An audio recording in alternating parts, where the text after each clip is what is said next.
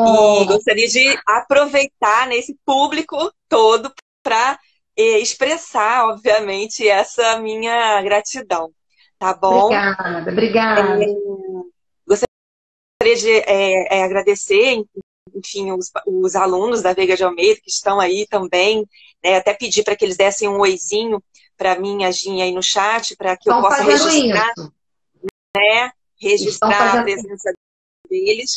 a presença deles, e aí depois, mais do meio para o final, vou pedir para que eles me mandem um direct para o meu Instagram, né, com a matrícula e nome completo, para que eu possa registrar as horas de complementares aí para eles lá frente à Maravilha. universidade. Tem muito conteúdo, muita coisa que vale a pena assistir. Mas vamos lá, Exatamente. sem mais delongas, vamos abrir a noite de hoje falando sobre isolamento social e ansiedade. Vamos lá. Você tem aí alguns minutos, pode iniciar a sua fala e depois a gente abre um diálogo. Tá ótimo, perfeito. Bom, gente, essa questão do isolamento social, quer dizer, todo mundo está falando em isolamento social, né? E aí, quando a gente começou a construir, a pensar, né, nesse tema, né, e aí a Jurema, a professora Jurema me mandou, né, umas ideias para que a gente pudesse pensar, né, e eu falei assim, poxa, mas isso, será que é um isolamento ou é um afastamento, né? Será que é possível, né, nós vivermos isolados, mesmo diante da situação a qual nós estamos vivendo, né? Pensa dentro das leituras que a gente tem, né, de todo o percurso acadêmico-científico, a gente começa a pensar que assim, poxa, é impossível a gente viver isolado, né? Nós somos seres essencialmente sociais, né? Como bem diz, né, vários autores da psicologia. Nós somos seres sociais, né? E nessa perspectiva, né, sócio-histórica, psicossocial, não tem como a gente entender, né, o ser humano como um ser isolado, né? Por mais que ele queira, por mais que ele se tranque dentro de um quarto, dentro de uma casa, né? O isolamento conceitualmente, né? O isolamento é diferente do afastamento, né? E aí a gente pensar, né? Quanto que esse afastamento, nossa saúde mental, né? Na nossa forma de lidar com as pessoas, na forma de nós nos comunicarmos, de nós nos comportarmos, né? E se a gente parar para pensar, o isolamento, né? Ele acontece, existem situações onde pode existir um isolamento, mas essencialmente o isolamento não é possível, né? Essencialmente, em sua essência, esse isolamento não é possível, porque nós somos seres sociais. Desde o momento que nós nascemos, né, nosso primeiro grupo de socialização, né, que é a família, né, a partir do processo de socialização primária, secundária, né, que vem com os grupos sociais, a participação, né, a introdução da cultura dentro do nosso contexto, nós nos tornamos sociais, né? E essa construção, né, dos vetores sociais que nos atingem, né, em qualquer circunstância, em qualquer situação que nós estejamos vivenciando. E agora, né, nós estamos vivenciando uma situação muito grave, né, de saúde e de afastamento social, né? E esse afastamento social, por mais que as pessoas brinquem, né, pensando, eu quero ficar longe daquela pessoa, né? Ainda bem que eu não vou mais ver a cara daquela pessoa. Isso, né, a médio e longo prazo, isso pode provocar no indivíduo, né, consequências, né, e entre elas a ansiedade. Né, entre elas a ansiedade. A ansiedade, na verdade, ela pode ser um sintoma, né, que também, por sua vez, pode ser considerado até certo ponto natural, né, porque ele não é a ansiedade, assim como o medo, né, assim como o estresse, né, da vida cotidiana, são questões que são se transforma, não é? Em que ponto isso se transforma em patológico, né? Até que ponto isso também não é reforçado culturalmente, né? A ponto de nós não podermos em momento nenhum ficar ansiosos, em momento nenhum podemos ficar estressados. Nós temos que ficar sempre o quê? Felizes, contentes, né? Passarmos essa imagem de alegria, né? Sem levar em consideração que a ansiedade é, né, um processo natural, né? A ansiedade, ela tem o seu lado positivo, né? É claro que quando a gente está vivendo em uma situação de crise potencial como essa que estamos vivendo, essa curva, né, atinge o nosso cotidiano normal, né? Até antes de nós começarmos, por exemplo, essa situação toda da pandemia, né? A nossa curva de ansiedade era relativamente equilibrada, né? Nós tínhamos situações ao longo do dia, ao longo da semana, relacionadas ao trabalho, relacionadas à vida familiar, né? As relações interpessoais de um modo geral. Isso provoca, né, momentos agudos de ansiedade, né? Porém, com uma situação onde nós somos empurrados a ficar, né, mais tempo, né, em isolamento, isso faz, em afastamento, né, no caso, isso faz com que alguns sentimentos sejam potencializados, algumas emoções sejam potencializadas. Até porque a gente não tem tido, né, as pessoas têm tido dificuldade, por exemplo, como é que eu vou fazer para continuar fazendo o que eu fazia antes, né, desse afastamento? Né? É muito difícil numa situação de afastamento as pessoas de continuar fazendo similarmente algo que já faziam antes, né? O que na maioria das vezes acontece é um pensamento negativo, é um pensamento de que não, nada vai dar certo, é um pensamento disfuncional, né? Sim, e com toda razão, né? Porque nós estamos aí num limite, vivendo numa situação limite, né, de saúde, e que faz com que a gente entre em contato com outros sentimentos que nós não estamos também acostumados a pensar, né, a sentir, que é um sentimento de adoecer, né? Ninguém gosta de adoecer, né? Um sentimento de frustração diante da situação, né? Uma falta de controle, né? Essa percepção de falta de controle do que eu posso fazer para melhorar a minha vida, né? É muito que está lá fora, né? Que é um vírus, que é uma situação, né, de saúde grave e que você não pode controlar, nem sequer você vê, né? Diferente do que você tem uma doença e você vê isso fisicamente em você, né? Você sabe que está ali, você tem uma medicação, né? Já é algo conhecido, né? Então, de alguma maneira, psicologicamente, você tem um controle da situação, né?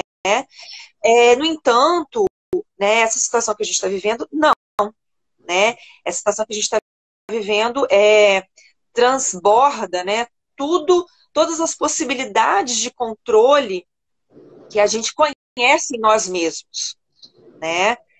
As estratégias de controle que geralmente nós usamos, né, nas situações cotidianas não servem, são ineficazes para controlar o que está acontecendo lá fora, né, de angústia, é muito grande. E isso tem como uma das consequências a ansiedade, o aumento no nível de ansiedade, certo? Ivane, eu queria fazer uma uma complementaridade, digamos assim, no seu raciocínio. Adorei, achei a abertura muito, muito importante. Queria trazer dois eixos, que são dois eixos que comungam com o que você falou. Primeiro, eu acho que nós duas estamos aqui colocando em cena uma desconstrução desse termo isolamento social, né? Perfeito. Nós estamos fazendo, o primeiro passo aqui da nossa conversa é uma desconstrução do termo isolamento social. Já colocou a professora Reivane, essa experiência de distanciamento, né? O que é essa experiência do distanciamento? É exatamente a convocação que nos está sendo, de alguma forma, imposta de tecer conosco e com os outros novos modos de presença. Então, a experiência de um certo distanciamento social, do que algumas pessoas estão colocando como isolamento social, é uma experiência que nos retira dos modos usuais pelos quais nós nos relacionávamos. Então, essa nova configuração atravessada por essa condição de crise humanitária, por essa condição pandêmica, é uma condição que nos conclama a ocupar novos modos de presença na vida do outro. Então nós estamos que ter a ousadia, a criatividade, a insistência de manter os vínculos afetivos. E aí manter vínculos afetivos em um cenário de distanciamento, de desesperança, em um cenário de medo, de insegurança, isso traz a exacerbação de algumas reações emocionais. Então, assim, a primeira questão é a desconstrução desse conceito de isolamento. Eu só posso falar que me sinto distante de alguém porque, primeiramente, antes de qualquer coisa, eu estou com alguém. Eu só posso me sentir distante porque, essencialmente, questão, acho que isso é muito importante. Então, nós não vivemos o isolamento, vivemos esse distanciamento. E o que esse distanciamento traz? Uma diversidade de maneiras de se estar, de se fazer presente, de se vincular, de construir novas redes de apoio e de afeto. Então, nós estamos diante de um cenário que não só nos amedronta, não só traz insegurança e desesperança, mas também nos convoca a uma reinvenção. A reinventar esse campo relacional, a reinventar essas maneiras de se estar com o outro. Né? Quando nós estamos vivendo um contexto onde existem uma situação de um distanciamento social, onde é atravessado por uma escolha do sujeito. Né? Na sua vida, ele tem um movimento de maior retraimento, de maior introspecção, mas nós estamos vivendo esse distanciamento como algo imposto. Então, isso traz em cena não só a convocação para estarmos em novos modos de presença e novas e insistentes construções de vínculo, mas também coloca em cena algumas reações emocionais. Então, nós não estamos distantes socialmente por uma semana, por 8 dias, por 10 dias. Nós estamos há quase 3 meses sem coisas que em determinado momento alguém querido, como cumprimentar alguém com boa noite, como dar um aperto de mão, e como esse distanciamento social não só nos convoca a outras relações, como também acaba nos trazendo uma certa valoração de coisas pequenas e banais que tínhamos no nosso dia a dia. Como, por exemplo, a oportunidade de ofertar carinho e afeto para alguém da família, a oportunidade de falar olho no olho, sobre sentimentos, né? Então, hoje nós estamos vivendo atravessados por um modo de presença via tecnologia, né? E aí é muito importante nós frisarmos que não adianta, a questão que é anterior ao distanciamento social é de que maneira eu estou presente na vida do outro. Não adianta mantendo relações superficiais, mantendo relações que estão atravessadas pelo que eu chamo de conexões. A gente precisa, nesse momento de distanciamento, onde estamos sendo convocados a outros modos de presença, talvez a reinventar e a valorar o que de fato vincula, que são afetos. Então, que nós não façamos conexões, mas sim vínculos. E o que isso tudo diz respeito à ansiedade? Né? Quando nós estamos diante de um distanciamento que nos é imposto, diante de uma convocação de uma certa clausura. Nós estamos vivendo uma certa clausura. Nós estamos atravessados por uma diversidade de sentimentos que muitas vezes não conseguimos nomear.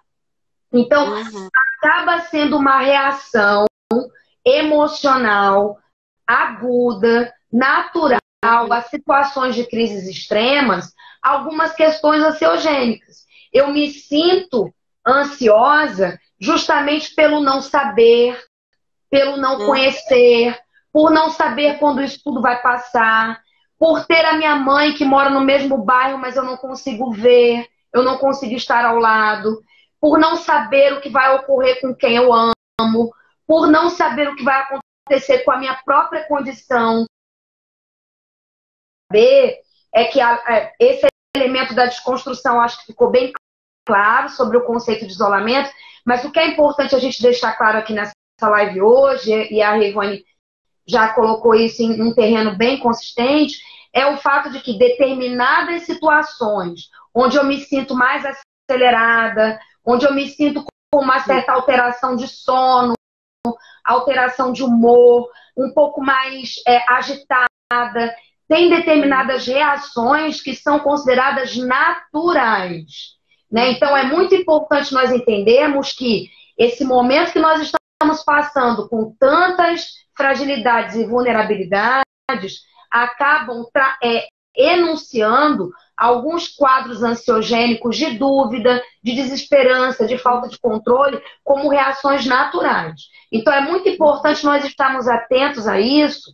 E aí, quem é que vai, na verdade, ter um entendimento de até que ponto é uma reação natural ou até que ponto nós estamos falando de algo que traz algum impedimento e reconhecer o que é do campo dos seus afetos para entender se tudo isso que eu expresso, seja no meu dia a dia, se essas questões que eu estou expressando são questões que são possíveis diante de um quadro de situação extrema como nós estamos vivendo. Então, isso é muito importante. Né? Então, assim, é algo que nos atravessa. E é importante lembrar algo que a Rayvane trouxe, que eu achei fantástico, eu vou deixar isso, eu gostaria que ela falasse um pouco mais. A Rayvane trouxe o seguinte, é muito importante nós estarmos diante de duas situações. Muitos de nós já vivíamos distanciamentos sociais. Não à toa, as grandes produções sociológicas, psicológicas, filosóficas falando sobre o nosso aprisionamento na tecnologia. Então, muitos de nós já ligados nessa lógica da produtividade, nessa lógica da performance, nessa lógica da excelência, muitos de nós acordávamos e dormíamos, em alguma medida, em uma experiência ansiogênica. Então, a nossa sociedade, antes da pandemia, ela já era atravessada por um alarido ansiogênico muito grande. Então, eu queria que a Rayvane comentasse um pouco a partir daí. Tá ótimo. E assim, pegando exatamente esse gancho seu, Jurema, assim, falar que a sociedade já vivia dessa forma, né, traz um pouco de surpreensão, né, porque não é algo fácil, né, de se ouvir.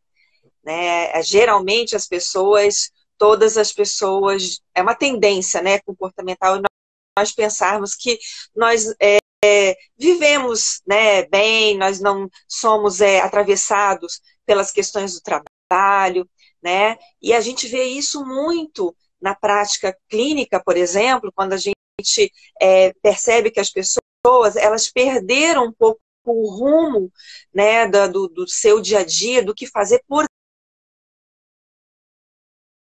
né? Algumas pessoas têm, por exemplo, como eu tenho, eu continuo trabalhando via online, né? Atendimentos, a parte acadêmica, mas nem todas as pessoas estão, né? Então, isso faz com que as pessoas sejam, eu costumo dizer que elas são empurradas para elas mesmas, né? Então, assim, ela é como se ela estivesse se colocando contra a própria parede, porque ela meio que está sendo forçada, né, a entrar em contato com esse eu que não, que tá lá, sempre esteve lá, né, mas não de uma forma ativa ou de uma forma muito presente. Que não podem sair de casa, etc., elas acabam tendo mais tempo para pensar, tendo mais tempo para identificar os seus afetos, tendo mais tempo para identificar as suas emoções. E aí, o que eu vou fazer com isso? Eu vou me comportar de que maneira a partir de agora? Uma vez que eu tive a oportunidade maravilhosa, né, de pensar sobre isso.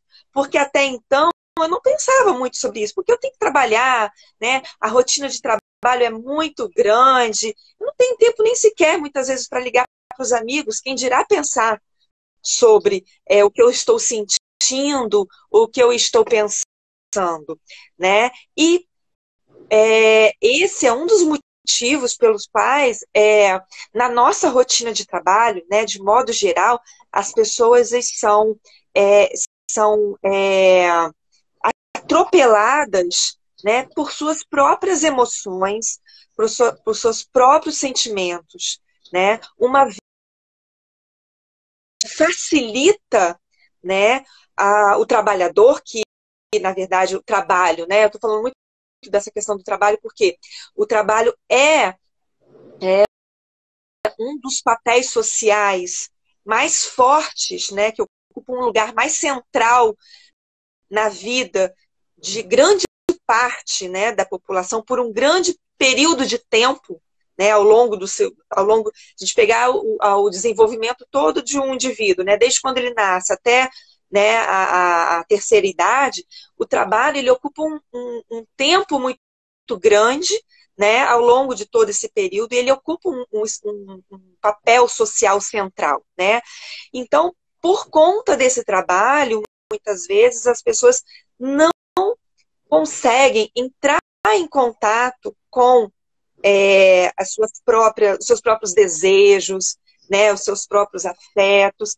E aí, nesse momento que ela está na rotina, né, que ela tinha até então, né, que faz com que ela saia para o seu trabalho, com que ela converse com pessoas, com que ela vá até a rua, faça compra, né, você sai de casa já muitas vezes com uma agenda completa, até você voltar para casa, você tem N coisas, né, para fazer, e aí isso acaba ocupando um espaço de tempo, de forma que quando você chega em casa, você não vai deitar, né, na sua cama,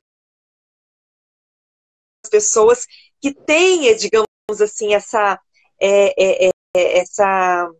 não diria nem iniciativa, porque não é uma questão de iniciativa, né? Digamos assim, uma autopercepção, né, que deve ser trabalhada em prol da criação de estratégias de enfrentamento, né, em situações de estresse como essa que nós estamos vendo, e as pessoas não param para pensar nisso. Então, muitas vezes, não é que as pessoas não tenham habilidade para lidar, né, com situações ansiogênicas como essas que você mencionou, né? Mas elas nunca... O que nós estamos colocando, né, assim, além dessas desconstruções, é o fato de que, de alguma forma, e por uma escolha pessoal, muitos de nós vivíamos algum tipo de distanciamento social, certo? O que nós estamos vivendo agora é uma experiência de distanciamento radical, imposta, e que acaba desvelando em nós uma diversidade de sentimentos que muitas vezes nem conhecíamos. Então, assim, quando nós falamos que em determinados momentos da contemporaneidade, marcada por um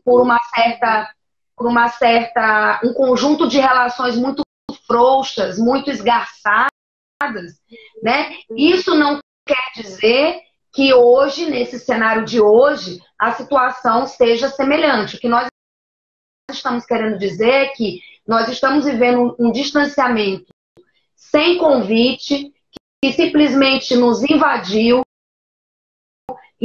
a nossa cotidianidade, sem pedir licença, e trouxe com isso uma exigência.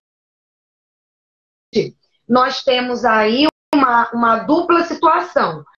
Ao mesmo tempo, como foi colocado, uma convocação para estar com o outro, para estar com as pessoas de outras maneiras, encontrando novos modos de se relacionar, de se fazer presente, sem que sejam modos vazios de sentido, modos apenas baseados nas conexões, como já foram falados aqui, mas modos que realmente você possa, nesse momento de distanciamento, a Revane trouxe algo belíssimo, nesse momento de distanciamento, é algo ruim? Claro que é, porque é impositivo, porque é algo que é uma experiência assim, de clausuramento, né?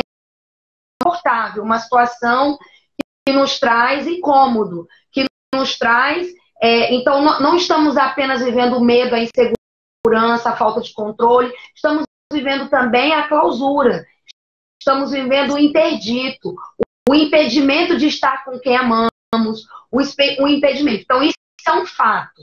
Isso é um fato que é inegável.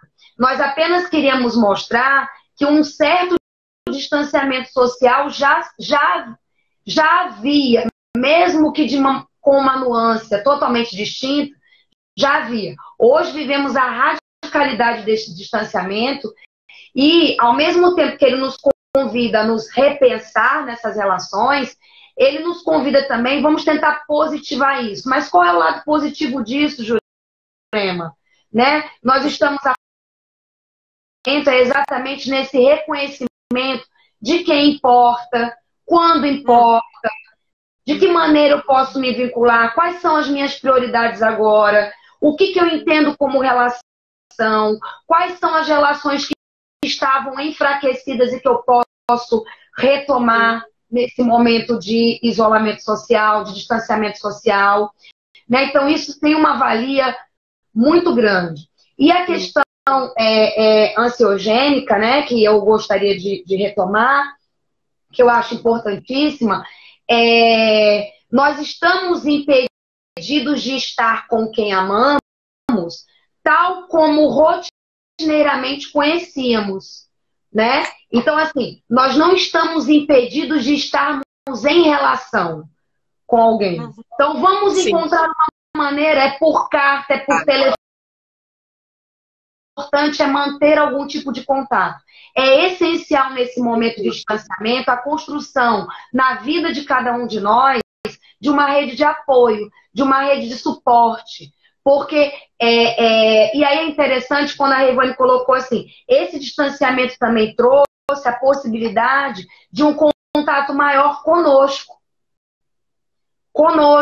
Porque nós estamos habituados a esse mundo das ocupações, a estarmos nessas distrações. Né? Eu acordo de manhã, escolho a roupa, automaticamente eu vou fazendo 1000 coisas. Então, esse distanciamento social, ele desorganizou todo mundo ordeiro, como diria o Bauman, que a gente tem. ele trouxe nova rotina, nova relação.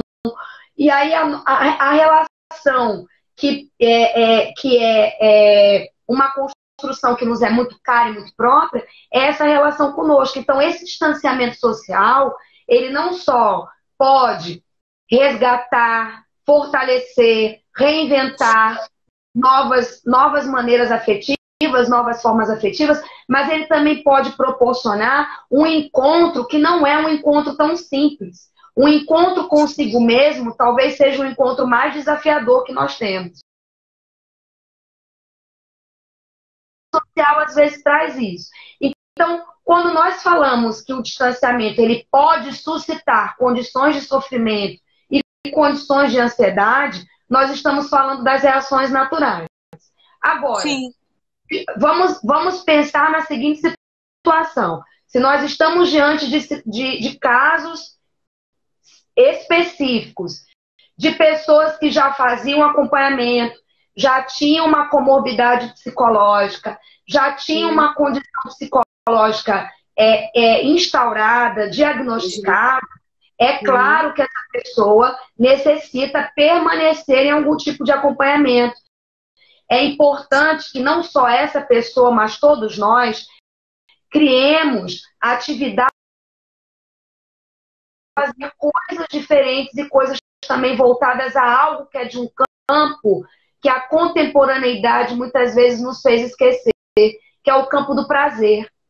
Nós ficamos tão pautados no campo da obrigação que muitas vezes esquecemos do campo do prazer. Então, eu acho muito importante nós entendermos que tem um lado ansiogênico que é natural. Aliás, eu acharia muito estranho se nós estivéssemos na live hoje com todas as pessoas dizendo que estão muito bem. Exatamente. Isso é impossível. Nós todos temos insegurança. Ninguém está ileso em termos de saúde mental desse cenário de terror.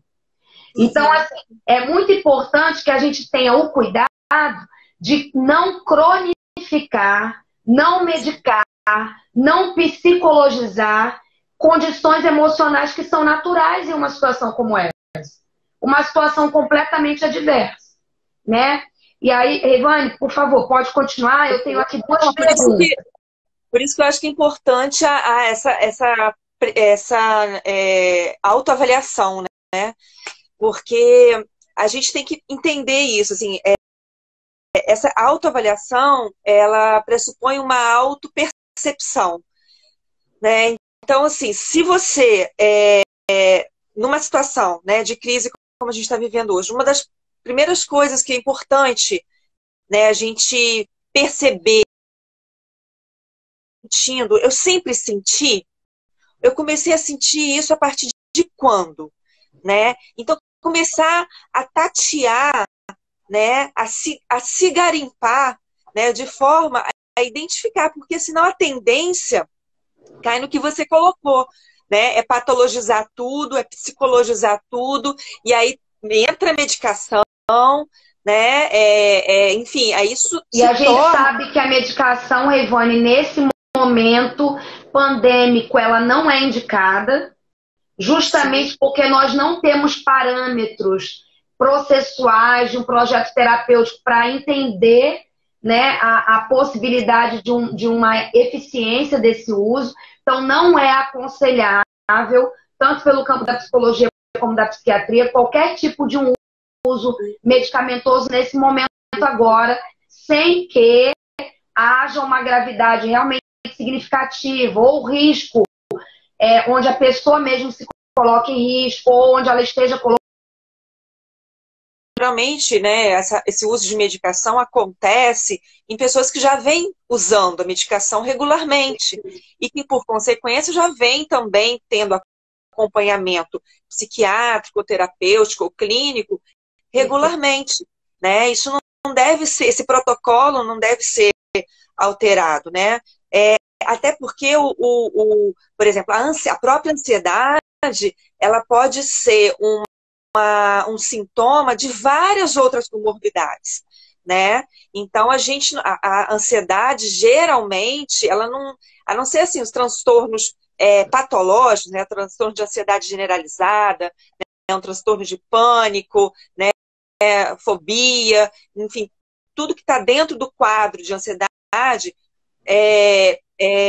pode vir, né, de uma forma mais forte, mas a ansiedade comum, né, que a gente conhece, pode ser o sintoma de várias outras comorbidades, inclusive da própria depressão, né? A literatura mostra, né, para gente que sentimentos ansiogênicos, quanto a ansiedade pode desencadear a depressão. E aí a pessoa se numa situação, né, que ela não pode ser avaliada, ela não pode ser, né, feita uma análise clínica, por exemplo, que tipo de medicação ela vai tomar? Para ansiedade ou para depressão? Não tem como, né? Então, assim, tanto a depressão, ela pode ter sintomas de ansiedade, né? Porque a pessoa ela começa a ter pensamentos de incapacidade, ela começa a ter pensamentos de que a médio e longo prazo um quadro de ansiedade nela. Ou o contrário, a pessoa tem uma situação ansiogênica muito forte, e aí essa ansiedade pode provocar nela uma exigência de investimento psíquico, né, emocional tão grande que ela vai entrar num quadro de depressão. E aí enfim, eles estão muito correlacionados, né, a depressão e a ansiedade. Eu queria aproveitar a tua fala, porque eu acho que já entra aqui numa das perguntas que foi feita. Vamos lá. Veja bem o que nós duas estamos conversando com vocês, né? Agradecendo aí a presença de tantos, muitos. Nós estamos conversando assim. Existe um cenário pandêmico de crise humanitária grave que nós estamos passando, onde determinados sentimentos, sejam eles de estresse, de ansiedade, de desconforto, de desânimo, de insegurança, são sentimentos, na maior parte das vezes, considerados naturais. Inclusive, a literatura sugere que em situações de extremas, de crises extremas, muitas pessoas que possuem não necessariamente vá desenvolver algum tipo de transtorno maior, de transtorno mais grave. Agora, vamos lá. É possível que determinadas pessoas habitem, vivenciem um quadro ansiogênico onde precise de um acompanhamento regular? Claro, claro que sim. Sobretudo as pessoas que já se encontravam em algum atendimento. Sobre a questão da medicação que nós estamos colocando aqui, que é muito importante que aquelas pessoas que já estavam em algum acompanhamento permaneçam, e as pessoas que estão apresentando algum quadro ansiogênico neste momento, elas sejam avaliadas com muito cuidado, porque podem ser condições emocionais relativas ao nosso momento, que é um momento de grande instabilidade. Então, assim, é muito importante nós entendermos que a nossa psique, a nossa condição emocional, ela não é matemática, ela não é exata. Nem tudo que é dito sobre alguém vai servir para todos. Nós não estamos em um campo, o campo da saúde mental é o campo do cuidado. Então, muitas pessoas, por exemplo, que hoje estão vivendo algum quadro ansiogênico, podem desenvolver reverberações e comorbidades depois, no pós-pandemia? Podem. Algumas pessoas podem. Agora, todas as pessoas vão desenvolver algum quadro psicológico? Não necessariamente. Não é relação de causa e efeito, né? Cada caso é um caso. Então, é muito importante que a gente haja esse respeito. E aí, como nesse momento, o que é vital? Que as pessoas entendam que existem reações emocionais que são naturais em decorrência de todo esse contexto e em decorrência dessa situação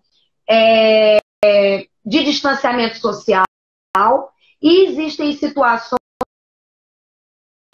qual é a linha tênue desses elementos? Quando eu estou em um quadro clínico, psicológico, que traz uma limitação, que traz uma restrição, que me impede de manter uma mínima rotina de vida, então nós estamos falando não de algo como uma reação natural ao contexto, mas talvez de uma condição emocional que poderia necessitar, sim, de uma escuta, mesmo sendo uma escuta emergencial, mesmo sendo um acompanhamento emergencial. Então é muito importante a gente entender a ansiedade como uma reação natural e aquele quadro ansiogênico que me limita, que me altera em todas as minhas condições, que me restringe, que de alguma forma me impede de ter uma mínima rotina, de ter uma mínima condição, né?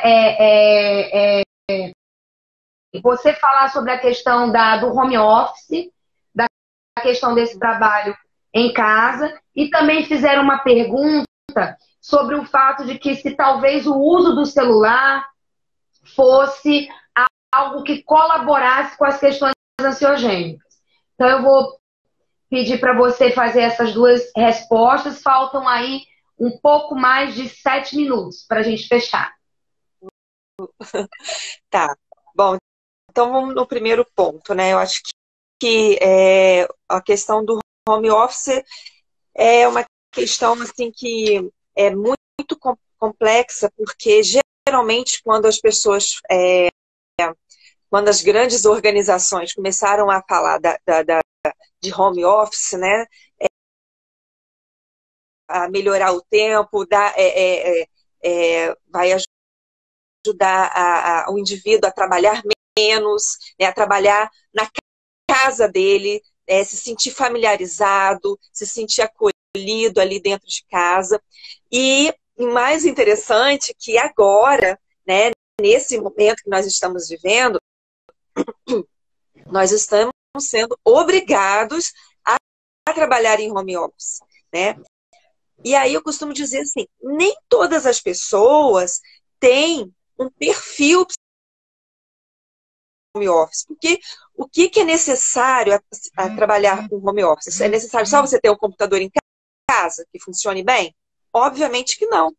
É necessário que você tenha toda uma disponibilidade interna de organização de tempo e espaço, né, que faz com que você, dentro de casa, tenha que administrar uma série de outras situações, né, a não ser que você more sozinho, completamente sozinho, talvez isso seja minimizado. Mas mesmo assim, né, você vai entrar, né, em conflito com o tempo que você vai ter que parar para lanchar, para almoçar, para tomar banho, para fazer alguma coisa. Então, muitas vezes, uma certa confusão, né, de que espaço é esse? É o espaço onde eu relaxo, onde eu tenho uma vida, né, tenho as minhas atividades de lazer, posso ler um livro, mas ao mesmo tempo, né, trabalho. Né? Então, uma das dicas, assim, né, que geralmente né, os estudiosos na área dão, é que assim, você criar um espaço físico de trabalho que possa se aproximar de um espaço físico no seu trabalho propriamente dito, né? Isso é uma coisa. Mesmo assim, né, você sabe que você está dentro de casa. Você escuta as pessoas lá fora falando, né? Você tem esse contato, né, maior. Então, a questão do home office é uma questão que até mesmo antes da pandemia já era uma questão da psicologia do trabalho, por exemplo, porque é uma questão que, assim, nem todas as pessoas estão acostumadas, né, a trabalhar e organizar um espaço que antes era destinado à família, à atenção, ao cuidado com a família, né, a cuidado com outras coisas pessoais que não são do trabalho. Eu queria fazer um comentário. Deixa eu só te cortar um pouquinho, Ivane, porque várias pessoas aqui estão comentando algo que eu venho sentindo, né? Dentro desse contexto pandêmico, né? Eu me sinto, assim, trabalhando 24 horas. Então, assim, Sim. nós estamos em uma condição de trabalho 24 horas, né? Então, isso é uma condição que corrobora com essas Sim. enunciações de sofrimento. Então, assim, Com essas certeza. enunciações de sofrimento, com certeza, né? Então, assim, achei fantástico porque várias pessoas colocaram aqui essa sensação, né, de uma Sim. constante demanda, né? Ou seja, Sim. nós estamos diante de um processo pandêmico que convida o mundo a parar, mas nós ainda estamos imersos em uma lógica de produtividade, de ocupação, Sim. e não para, e eu não posso parar, eu preciso, né? Então, assim, o quanto nós ainda estamos capturados por todos esses contextos, né? Contemporâneos. E, assim, queria só que você fizesse a sua fala final, a gente tem 3 minutinhos. Falada, né? Que a gente fica até um pouco impactada os 3 minutos. Sim, acho que assim, acho que eu gostaria de pontuar essa questão, né, essa reestruturação produtiva do trabalho, né, as ideias neoliberalistas que são vendidas pelas organizações, pelas políticas administrativas, fazem com que cada vez mais, né, alguns comportamentos sejam naturalizados, né, algumas crenças também sejam naturalizadas, e aí quando a gente se depara, né, com uma situação pandêmica, como a gente está vivendo hoje, como organizar, né? A gente não sabe como administrar esse tempo, administrar esse trabalho, né? Então, uma vez que... E além de haver um desrespeito de que nós não somos só esse papel do trabalhador. Exatamente. Para nós, né? Nós temos vários papéis sociais. Exatamente. Né? Embora o trabalho ocupe um papel central, né, em grande parte da nossa vida, ele não é um mas isso, né, por exemplo, da década de 90 para cá, quando, né, os computadores, as novas tecnologias da informação entraram na casa das pessoas de uma forma mais ampla, né, porque houve a facilitação, a comercialização, né, dos computadores e, consequentemente, a entrada da internet, isso acabou fazendo com que essa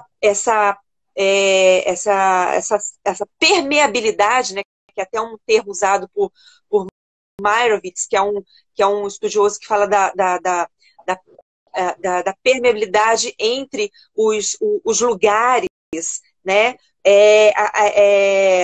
Você não sabe mais identificar ou definir, né, psicologicamente falando, o que é o trabalho, o que é o lazer, o que é a casa, o que é a vida familiar. Então, administrar esse espaço dentro de todo esse tempo que a gente acabou ganhando, entre aspas, bem entre aspas, isso, porque não é um ganho, né? Claro. Na verdade, esse ganho é um ganho que é vendido, né? A partir do momento que você, vamos trabalhar em casa, você vai ganhar tempo. Vamos trabalhar com o computador, você vai ganhar tempo. Só que essa ideia de ganhar tempo, ela foi já completamente né? Completamente. E aí, as pessoas elas não conseguem se organizar. Isso é um fator, é uma fonte, né, geradora de ansiedade. Com certeza. Né? Então, é importantíssimo a pessoa identificar que, assim, ela não é uma pessoa ansiosa. Ela está ansiosa naquele momento por uma justificativa, por uma fonte muito específica. E até, assim, o que você falou há uma hora atrás, se ela não estivesse ansiosa, seria até um problema, né? Porque ela não se sentia ansiosa com tudo isso, com todas essas pressões, né?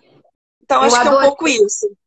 A Revane, eu adorei o que você falou agora, né? Nós não estamos, então, falando humanamente falando, diante desses quadros novos, inesperados e trágicos, nós estamos ansiosos. E isso é algo que faz parte desse processo de autorreconhecimento, de autoconhecimento também, e dessa nova reorganização social e pessoal que cada um está vivendo. E assim, respondendo, eu acho que era a Gabi o nome dela, que falou sobre a questão do uso do celular. Gabi, eu te diria o seguinte, o uso do celular, ele não necessariamente contribui para um aumento da ansiedade. O que, na verdade, faz, de alguma forma, atravessa a nossa relação com maior ou menor possibilidade de